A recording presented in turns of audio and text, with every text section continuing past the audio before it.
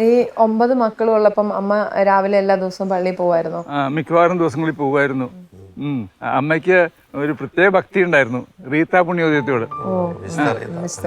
11ാം ക്ലാസ്സിലായപ്പോൾ പ്രാർത്ഥിച്ചുകൊണ്ടിരുന്നു നൊവേന റീത്ത പുണ്യോദയോട്. പക്ഷേ റിസൾട്ട് വന്നപ്പോൾ റോസി തോറ്റുപോയി. പക്ഷേ റോസി വിട്ടുകൊടുത്തില്ല. തുടർന്നും നൊവേന ഇത് എഴുതിക്കൊണ്ടിരുന്നു. റീത്ത പുണ്യോദയുടെ നൊവേന എഴുതിക്കൊണ്ടിരുന്നു. ഒരു മാസം കഴിഞ്ഞപ്പോൾ ബുക്കുകളൊക്കെ വന്നു. അപ്പോൾ ഓഫീസിൽ നിന്ന് ഹെഡ് മിസ്റ്റേഴ്സ് വിളിച്ചു, റോസി പാസ്സായിരിക്കണം. അത് ശരി, അത് വലിയ തോറ്റെന്ന് കരുതിയിട്ടും പ്രാർത്ഥന തുടർന്നുകൊണ്ടിരുന്നു.